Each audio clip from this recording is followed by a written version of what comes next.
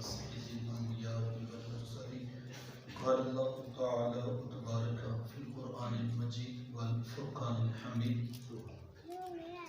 يا أيها الذين آمنوا توبوا إلى الله توبة نصوحا صدق الله العظيم اللهم صل على سيدنا ومولانا محمد وعلى آل سيدنا ومولانا محمد وبارك وسلم حمد و صلات کے بعد عزتوں کی مسند پر جلوہ فراز عالی مرتبت ذی وقار محترم محتشم علماء کرام اور واجب الاحترام ذوی الاحتشام برادران اسلام السلام علیکم ورحمۃ اللہ وبرکاتہ۔ توفیق کے باری تعالیٰ مجھے اور آپ کو درس قرآن مجید کی سعادت حاصل ہو رہی ہے۔ اللہ کی بارگاہ میں دعا گو ہوں کہ اللہ تعالیٰ میرا اور آپ کا قرآن مجید کی تعلیمات کو سیکھنے کے لیے مل بیٹھنا اپنی بارگاہ میں قبول فرمائے۔ اللہ تعالیٰ نے تھوڑی سی آواز زیادہ لگ رہی ہے، اللہ تعالیٰ نے 3 قسم کی مخلوقات کو پیدا فرمایا ہے۔ پہلی مخلوق وہ ہے جنہیں صرف چراغ عقل و ہدایت عطا کیا گیا اور نفسانی خواہشات ان کے اندر نہیں رکھی گئی۔ دوسری مخلوق وہ ہے جنہیں صرف نفسانی خواہشات دی گئی اور چراغ عقل و ہدایت ان کو عطا نہیں کیا گیا۔ تیسری مخلوق وہ ہے کہ جنہیں چراغ عقل و ہدایت بھی عطا کیا گیا اور ساتھ ساتھ نفسانی خواہشات کی آزمائش میں بھی ڈال دیا۔ پہلی مخلوق جنہیں صرف چراغ عقل و ہدایت عطا کیا گیا وہ فرشتے ہیں۔ دوسری مخلوق جنہیں صرف نفسانی خواہشات دی گئی وہ بہائم، چوپائے اور جانور ہیں۔ تیسری مخلوق جنہیں چراغ عقل و ہدایت بھی عطا کیا گیا اور ساتھ ساتھ نفسانی خواہشات کی آزمائش میں بھی ڈال دیا، یہ تیسری مخلوق حضرت انسان ہے۔ اب چونکہ انسان کی تخلیق میں یہ دونوں چیزیں رکھی گئی ہیں تو دونوں طرف رجحان اس کے اندر موجود ہے۔ اگر یہ اپنے چراغ عقل و ہدایت سے کام لیتا ہے اور نفسانی خواہشات پر قابو پا لیتا ہے اور اللہ اس کے رسول کی بتائی ہوئی تعلیمات کے مطابق زندگی گزارتا ہے تو یہ انسان فرشتوں سے بھی افضل ہو جاتا ہے۔ اور اگر یہ انسان چراغ عقل و ہدایت خواہش نفس میں بجھا دیتا ہے اور اپنی منمانی کی زندگی گزارتا ہے تو پھر یہ انسان جانوروں سے بھی بدتر ہو جاتا ہے۔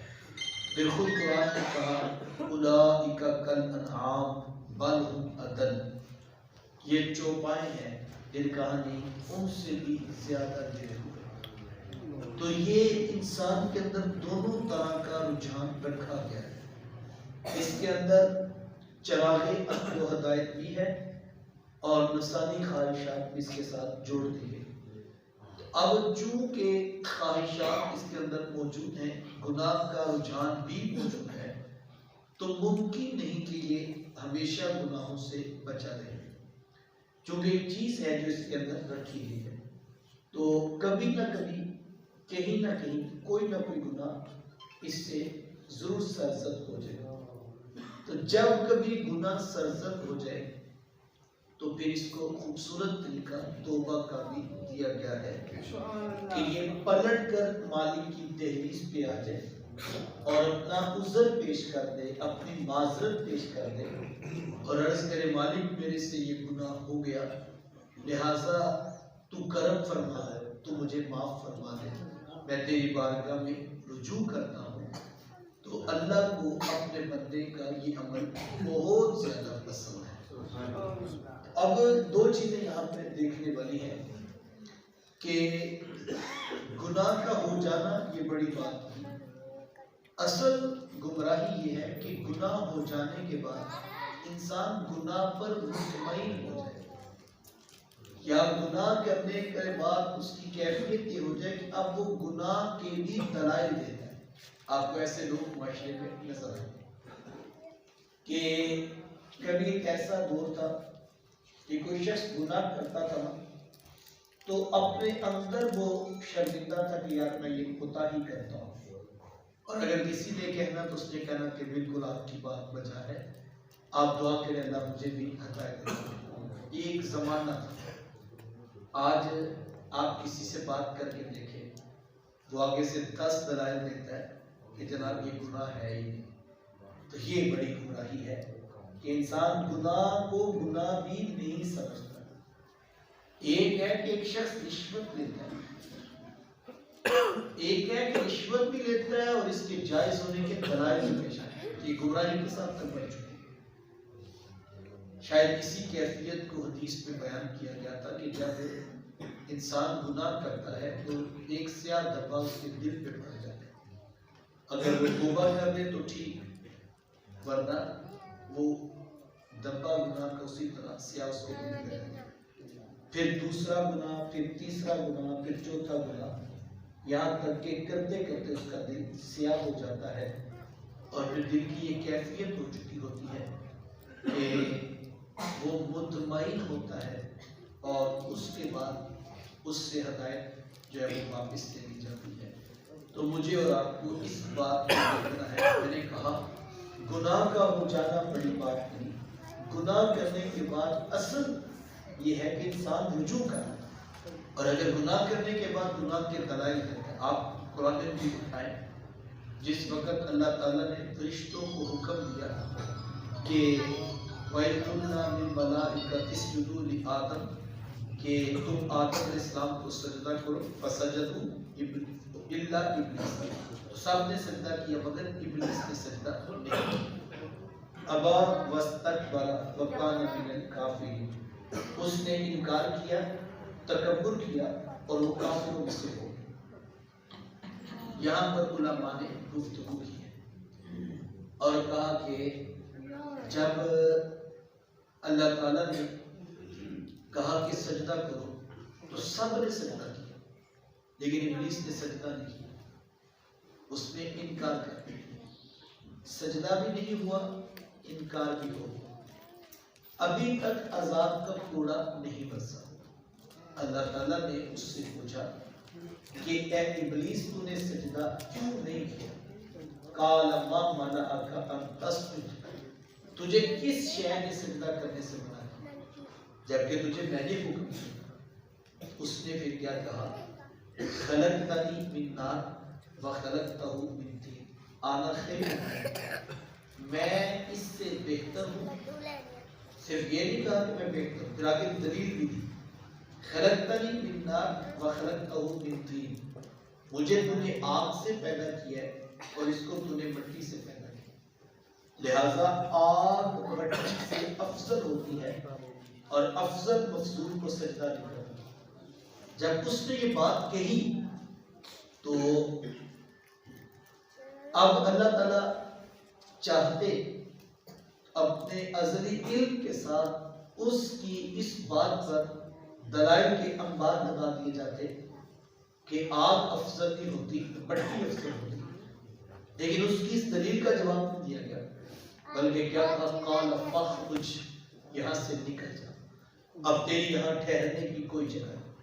علماء فرماتے ہیں جب گناہ ہوا تھا اس سے پوچھا گیا تھا کہ تو نے سجدہ کیوں نہیں کیا؟ تو ایک آپشن موجود تھا نا کہ وہ کہتا میرے سے غلطی ہو گئی ہے، مجھے دوبارہ موقع دیا جائے، میں اب سجدہ کروں.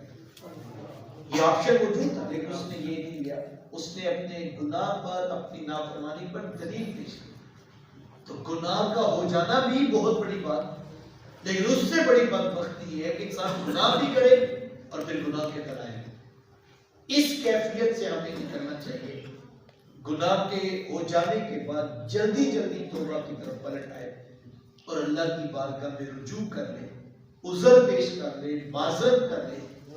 تو ہمارے اتنا خوبصورت ہے کہ جب کوئی پلٹ کر مالک کی تحریف پہ آتا ہے، اللہ فرشتوں میں فخر کرتا ہے، فرشتوں دیکھو آخر میرا بندہ میری دہلیز پہ ہی آیا، تم گواہ ہو جو میں نے اپنے بندے کے سارے گناہوں کو معاف کر دیا ہے، ہم تو مائل بکرم ہیں کوئی سائل ہی نہیں، راہ دکھلائیں کسے کوئی راہ رہے منزل ہی نہیں، کوئی آئے تو صحیح، کوئی جھکے تو صحیح، کوئی عجز پیش تو کرے، کوئی معذرت نامہ تو لائے۔ اللہ اکبر، اس کی رحمتیں تو منتظر ہیں کہ کب کوئی آپ کے در رحمت کو کھٹکھٹائے تو اس کو نواز دیا جائے۔ تو توبہ باہر کے اپنے انسان کو اللہ کا قرب عطا کرتی ہے۔ یہ دنیا دار ہے جو یہ کہتے ہیں کہ 900 چوہے کھا کے بلی حج کو چلی، لیکن اللہ کی دہلیز پہ ایسی کوئی بات نہیں، جب کوئی پلٹ آتا ہے اللہ اس کے گناہ معاف کرتا ہے۔ تو یہ تو ماہ شعبان ہے اور اس کے اندر ایک عظیم برکتوں کی رات شب برات کے عنوان سے بھی موجود ہے۔ ویسے بھی آگے ماہ سیام رمضان المبارک ہے، تو میں اور آپ ابھی سے بنیادی توبہ کی احکام سیکھ لیں اور آج سے ہی اپنا محاسبہ کر کے سچی توبہ کر لیں تاکہ اللہ ہماری توبہ کو شرف قبولیت عطا کرے۔ سچی توبہ کیا ہے، میں اس پر بس 10-20 منٹ آپ کی توجہ چاہوں گا اور میں مقررہ وقت پر ہی بات مکمل کروں گا۔ توبہ کیا ہے؟ حضرت علی المرتضیٰ رضی اللہ تعالیٰ عنہ مسجد نبوی میں داخل ہوئے تو ایک شخص استغفار پڑھ رہا تھا، تو مولا کائنات حضرت علی رضی اللہ تعالیٰ عنہ نے اس کو پیچھے سے پکڑا اور کہا کہ جھوٹوں والی توبہ نہ کرو۔ اس نے کہا حضرت یہ جھوٹوں کی توبہ ہے؟ کہا ہاں، زبان سے استغفار پڑھنا اور دل میں وہ استغفار نہ بیٹھی ہو تو یہ جھوٹوں کی توبہ ہے۔ میں اور آپ بھی اپنی توبہ کا محاسبہ کر سکتے ہیں کہ ہماری توبہ بھی ایسی توبہ ہی نہیں۔ وہ روڈ پہ بس جا رہی تھی نا، تو میوزک چل رہا تھا، ہلا گلا ہو رہا تھا، اچانک ہم نے ایک ایسا منظر دیکھا کہ ایکسیڈنٹ ہوا ہے اور لاشیں بکھری پڑی ہیں، تو ڈرائیور نے بھی ٹیپ ریکارڈر آف کر دیا اور پوری آواز سے استغفر استغفر اللہ استغفر اللہ کی آواز ہے۔ تو سب لوگ خاموش ہو گئے اور کانوں کو ہاتھ لگا کے توبہ کی، لیکن ابھی 1-2 کلومیٹر فاصلہ نہیں ہوا تھا کہ دوبارہ ٹیپ ریکارڈر آن ہو گیا اور آپ دوبارہ اسی کیفیت میں واپس پلٹ گئے۔ تو یہ توبہ نہیں ہے۔ آپ کہیں کہ یہ توبہ تو نہیں صاحب، یہ ایک اس عمل پر رد عمل ہے۔ ایک منظر دیکھا تو بے ساختہ اس پر ہمارے سامنے ایک چیز آ گئی، کیونکہ ایک عمل پہ رد عمل ہے، تو اصل یہ چیز ہے کہ ہم اس عمل کے بعد رد عمل پر ایک اظہار کیا، ورنہ دیگر چیزیں ہمیں دیکھنے کی ضرورت ہوتی ہے۔ تو اس نے بھی کہا کہ حضرت سچوں کی توبہ کیا؟ حضرت علی رضی اللہ تعالیٰ عنہ نے سچوں کی توبہ کو بیان کیا، کہا کہ پہلی چیز یہ ہے ماضی کے کیے ہوئے گناہوں کے اوپر پچھتاوا، ندامت، حقیقت توبہ کی الندم، توبہ کی حقیقت ندامت ہے، شرمندگی ہے۔ یہ احساس پیدا ہو جائے کہ میں مجرم ہوں، یہ احساس پیدا ہو کہ میں نے زیادتی کی ہے اپنے اوپر، یہ خیال اور یہ تصور آ جائے کہ میرے سے گناہ سرزد ہوا ہے، ایسے نہیں کرنا چاہیے تھا، یہ اصل حقیقت ہے۔ اور اگر یہ نہ ہو پھر آپ ساری رات ایک بار تسبیح پڑھتے رہیں استغفار کی تو پھر بھی توبہ نہیں۔ پچھلے ماضی کے کیے ہوئے گناہ کے اوپر شرمندگی، احساس جرم، پچھتاوا، اس کا نام توبہ ہے۔ اور یہ کوئی ایسی چیز نہیں ہے کہ جو میں اور آپ محسوس نہیں کر سکتے۔ میں سادہ سی بات کرتا ہوں، آپ نے بچے کو سمجھایا 1 بار 2 بار، تو بچے نے پھر کوئی زیادتی کی تو آپ نے کہا کہ سوری کرو، اس نے فوری کہا کہ سوری کر دو۔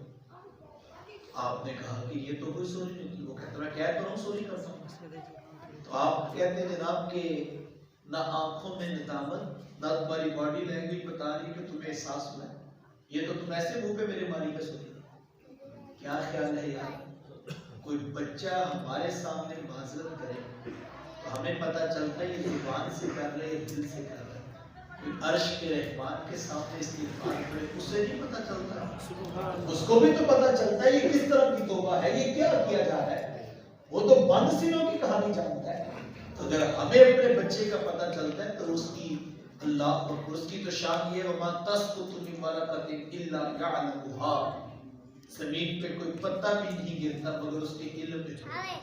اس کی تو شان یہ ہے یَعْلَمُ مَا فِي الصُّدُورِ، جو سینوں کے اندر ہے وہ اس کو بھی جانتا ہے۔ تو تم اگر استغفار نہ بھی پڑھو، تمہاری ندامت، پچھتاوا، شرمندگی کا احساس وہ اس کو جانتا ہے۔ تو یہی اصل میں حقیقت میں توبہ ہے۔ اور اگر یہ نہیں ہے تو پھر ہم ساری رات بیٹھ کے تسبیحات پڑھتے رہے تو توبہ نہیں ہے۔ توبہ کی حقیقت یہ ہے کہ انسان کو اپنے کیے ہوئے گناہ پہ پچھتاوا ہو، اپنے کیے ہوئے گناہ کے اوپر ندامت ہو، اسی کو توبہ کہتے ہیں۔ اور اس احساس کا نام ہی توبہ ہے۔ اور اگر یہ نہیں ہے تو پھر توبہ نہیں ہے۔ تو پہلی چیز یہ ہے کہ احساس جرم، احساس ندامت ہو کہ میرے سے یہ غلطی سر ہو۔ پھر اس کے بعد دو طرح کے حقوق ہیں جن پر توبہ پر ہمیں دیکھنا ہوتا ہے، ایک تو حقوق اللہ اور ایک حقوق العباد۔ ایک حقوق اللہ اور ایک حقوق العباد۔ حقوق اللہ کی توبہ کا طریقہ علماء نے یہ بیان کیا ہے کہ نماز، روزہ، حج، زکوٰۃ یا دیگر اس طرح کے جو معمولات عبادت ہیں، اگر ان میں کہیں پر کوتاہی ہے تو ان کی قضا کی جائے۔ مثال کے طور پہ اگر نماز رہتی ہے تو یہ نہیں کہ آپ بیٹھ کر توبہ کریں اور 2 نفل توبہ کے پڑھیں تو پچھلی زندگی کی ساری نمازیں آپ کو پڑھنے کی ضرورت نہیں، ایسا نہیں۔ جو نماز رہ گئی ہے اس کی توبہ یہ ہے کہ اس کو قضا کر کے اور اللہ کی بارگاہ میں معذرت پیش کی جائے۔ اسی طرح جو روزے ہمارے پاس ہیں، ہمارے اوپر فرض ہے رمضان کے 30 روزے۔ اگر کسی کا روزہ رہتا ہے اور وہ صحت مند ہے تو اس کو وہ روزہ قضا کرنا ہے۔ اسی طرح زکوٰۃ ہے، اگر آپ کے یا میرے ذمہ پچھلے 2، 4، 5 سالوں کی زکوٰۃ رہتی ہے تو یہ نہیں کہ شب توبہ، شب برات پہ ہم بیٹھے ہیں اور ہم نے ساری رات یہ لڑا کے دعا مانگی تو وہ جو 10 لاکھ روپے زکوٰۃ کا رہتا تو وہ معاف ہو گیا، ایسے نہیں۔ وہ زکوٰۃ اپنی جگہ پہ ہے، وہ ہمیں پہلی فرصت میں ادا کرنا۔ یہ تو حقوق اللہ کا معاملہ ہے۔ حقوق العباد کا معاملہ اس سے بھی زیادہ نازک معاملہ، اور وہ کیا ہے کہ بندوں کے جو حقوق ہیں وہ تب تک معاف نہیں ہوں گے جب تک بندے معاف نہیں کرتے۔ لہٰذا اگر کسی کا کوئی پیسہ دینا ہے، کسی کو دھوکہ دیا ہے، کسی سے فراڈ کیا ہے، کسی سے خیانت کی ہے، تو یہ نہیں کہ آپ بیٹھ کے ساری رات شب برات میں توبہ کی ہے تو آپ سمجھیں وہ جو 10,000 میں نے ہڑپ کیا تھا وہ بھی معاف ہو گیا، ایسا نہیں۔ وہ تب تک معاف نہیں ہوگا جب تک اس سے معافی نہ مانگے، اس کو وہ پیسے لوٹائے نہیں جائے۔ یہ توبہ کی لازمی اور ضروری چیز ہے، اور یہ آج کرنے کا کام ہے۔ کل قیامت کے دن بڑی سخت رسوائی ہے۔ جیسے حدیث میں آتا ہے کہ حضور اسلام نے پوچھا کہ صحابہ مفلس کون ہے، غریب شخص کون ہے؟ عرض کی حضور جس کے پاس درہم و دینار نہیں ہو گئی، حضور میں نہیں صحابہ، مفلس وہ ہے کہ اگر کل قیامت کے دن وہ شخص آئے گا اور اس نے بہت سارے اعمال صالحہ کیے ہوں گے، نیک اعمال کیے ہوں گے، صدقات کیے ہوں گے، حج کیے ہوں گے، زکوٰۃ کیے ہوں گے، بہت سارے اچھے عمل اس نے کیے ہوں گے، لیکن اس کے ساتھ ساتھ اس نے لوگوں کے حقوق بھی تلف کیے ہوں گے۔ کسی کا مال لوٹا ہوگا، کسی کو دھوکہ دیا ہوگا، کسی سے فراڈ کیا ہوگا، کسی پہ جھوٹا الزام لگایا ہوگا، کسی سے خیانت کی ہوگی، حقوق العباد میں بھی اس کی کوتاہی ہے۔ جب کل قیامت کے دن آئے گا تو لوگ اس سے تقاضا کریں گے کہ ہماری امانتیں، ہمارے حقوق ہمیں واپس کرو۔ ظاہری بات ہے اس وقت درہم و دینار تو کسی کے پاس نہیں، تو فرشتے عرض کریں گے کہ اب اس کا کیا کیا ہے؟ تو حکم ہوگا کہ فرشتوں اس کی نیکیاں ان کو ادا کر دو جن کے اس نے حقوق غصب کیے، پھر اس کی وہ نیکیاں جو قبول ہو چکی ہوں گی، جن کا پلڑے میں وزن ہوگا وہ نکال کے ان کو دینی چاہیے، جن کے اس نے حقوق غصب کیے ہوں۔ ابھی مزید کچھ لوگ کھڑے باقی ہوں گے تو حکم ہوگا کہ مالک عرض کریں گے مالک کے انہوں نے تو ساری نیکیاں دے دی لیکن ابھی بھی حقوق والے تو کھڑے ہیں، تو حکم ہوگا اب یہ کرو جن کا حق اس نے غصب کیا تھا ان کے گناہ نکال کے اس کے پلڑے میں اپنی نیکیاں بھی گوا بیٹھا، وہ جو اس نے نفل پڑھے تھے، صدقات کیے تھے، خیر کے امور بجا لایا تھا وہ دے بیٹھا، اور دوسرا کیا ہوا لوگوں کے گناہ بھی اس کے پلڑے میں۔ فرمایا کہ یہ مفلس ترین شخص ہوگا کل کیا ہوگا۔ تو مجھے اور آپ کو آج بڑی احتیاط گزارنی ہوگی، یہ بال اندر سب کچھ پتا کیا کہاں کدھر سے حق غصب کی، یہ الگ سے کوئی پیرامیٹر بنانے کی، کوئی الگ سے ضابطے بنانے کی، کوئی سغرے کمرے بنانے کی ضرورت نہیں۔ دل کو خوب اچھی طرح پتا اس نے کس کس کا مال کس طرح لوٹا ہے اور کس طرح خیانت کی ہے، یہ اندر کی ساری کیفیت انسان کو خود پتا ہوتی ہے۔ انسان اپنی آنکھیں خود بند کرے اور اپنے آپ کو دھوکہ دے الگ بات ہے، ورنہ یہ اللہ نے آٹو سسٹم اندر لگا کے بھیجا ہے۔ سافٹ ویئر کی کوئی رپورٹ یا کھاتا کوئی دو گواہ نہ بھی ہے تو یہ اندر گواہ اللہ نے خود بنا کے ہر ایک کے لیے بھیجا ہے، وہ اندر سے بتاتا ہے جب دھوکہ دیا جاتا ہے، رشوت دی جاتی ہے، 2 نمبر دستخط کیے جاتے ہیں تو ہاتھ ایک بار کانپتا ہے، دھڑکن تیز ہو جاتی ہے۔ محکمے والے تو نہیں دیکھتے، ادارے والے تو نہیں دیکھتے، جو کمپنی کا مینیجر ہے اس کو تو نہیں پتا چلتا، لیکن اندر سے آواز آتی ہے میاں خیانت کر رہے ہیں۔ تو مجھے اور آپ کو آج اس کا محاسبہ کرنا ہے، کل ڈاڈا سخت پچھتانا ہو، لیکن اس وقت کا پچھتانا کچھ کام نہیں آئے گا۔ مجھے اور آپ کو آج فیصلہ کرنا ہے۔ حدیث میں آتا ہے جس شخص نے کسی کی ظلمت ایک بالشت زمین ہتھیار لی، 1 ایکڑ کی بات نہیں کر رہا، 1 کنال کی بات نہیں کر رہا، 1 بالشت زمین، اتنی زمین جس نے کسی کی ظلمت ہتھیار لی، تو میں کل قیامت کے دن اس کو 7 زمینوں کا توپ گلے میں ڈال دوں۔ تو آج آسان ہے صاحب، آج موقع ہے، آج سانس چل رہی ہے، کسی کا 1 روپیہ بھی ہے تو اس کو لٹا دو، اس کو واپس کر دو، لیکن کل ڈاڈا پچھتاوا اور سخت رسوائی ہوگی، لیکن اس وقت کا پچھتانا کچھ کام نہیں ہے۔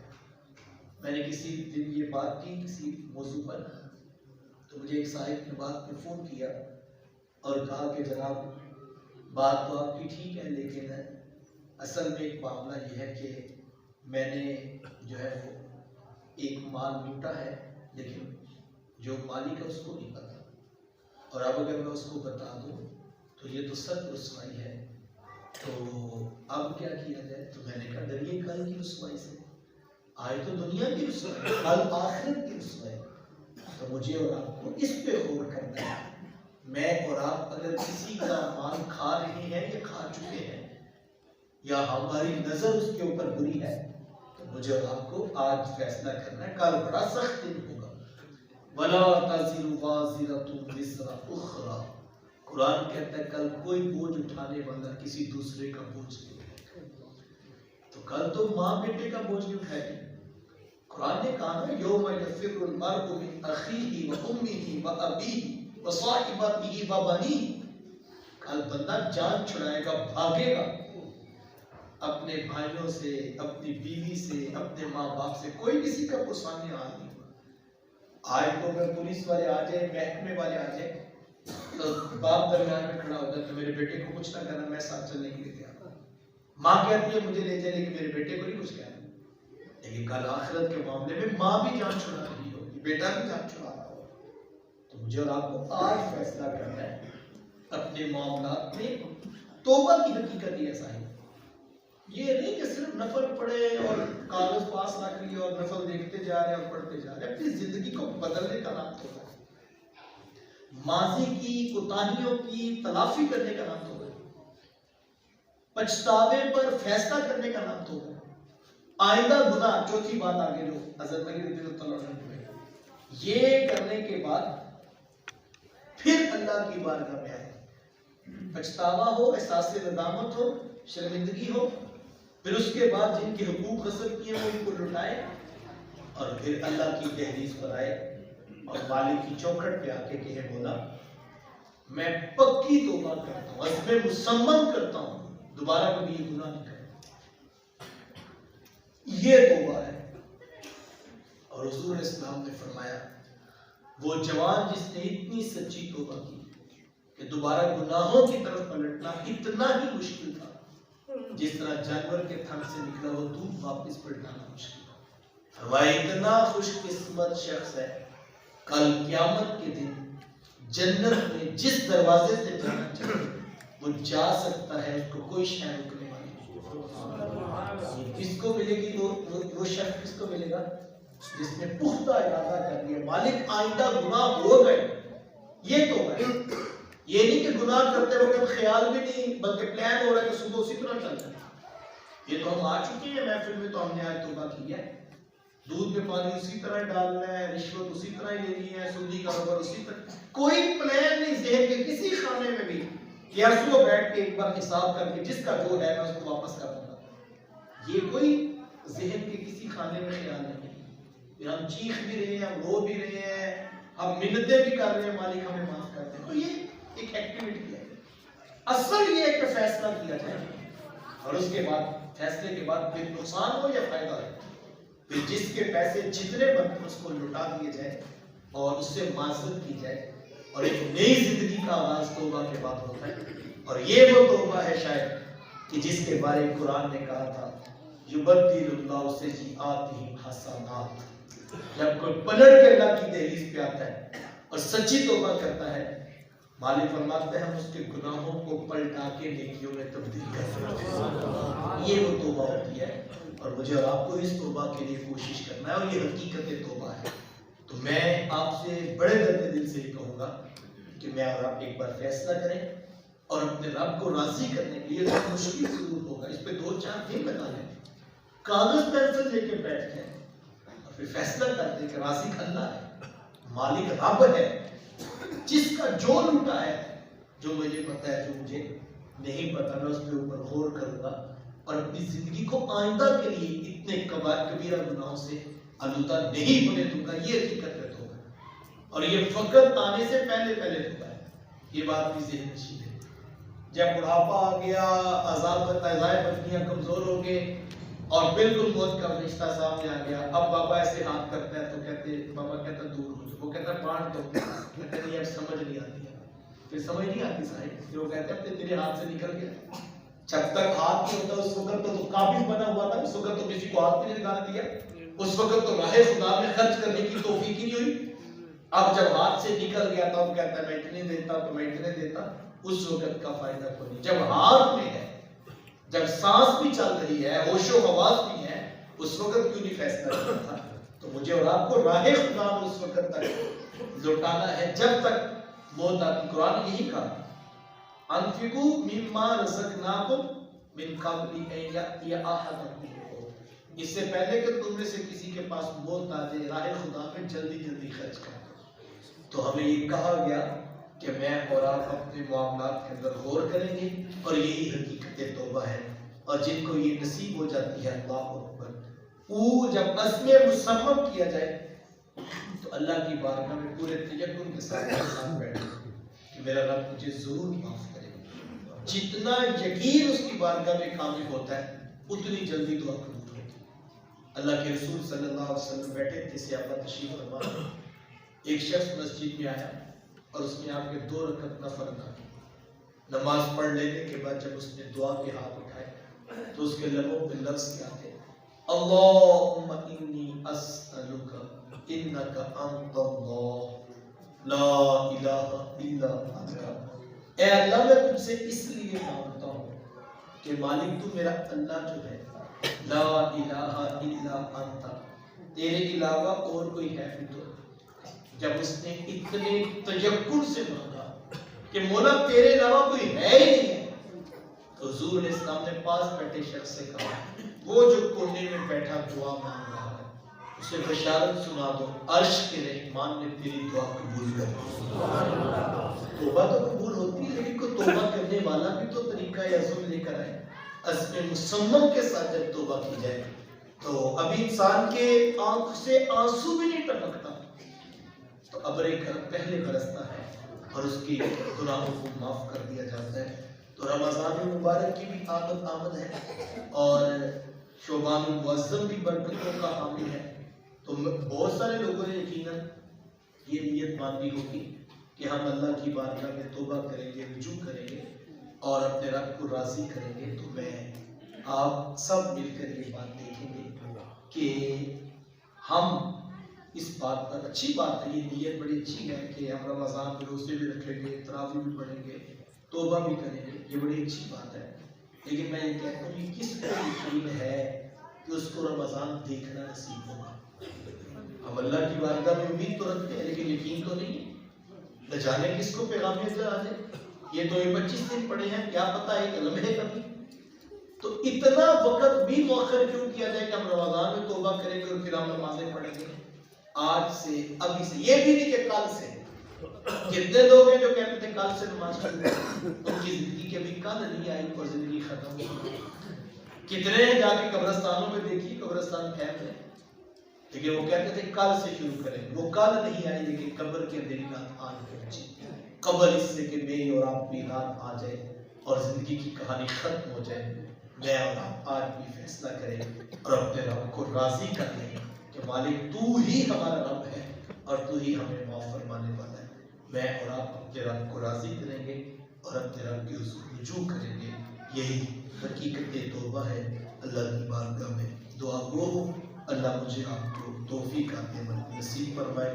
جیسا کہ آپ احباب کے علم میں ہے کہ ہر سال ادارۃ المصطفیٰ انٹرنیشنل کے زیر انتظام مرکز مصطفیٰ میں ہمارا سالانہ مصطفیٰ اجتماع منعقد ہوتا ہے.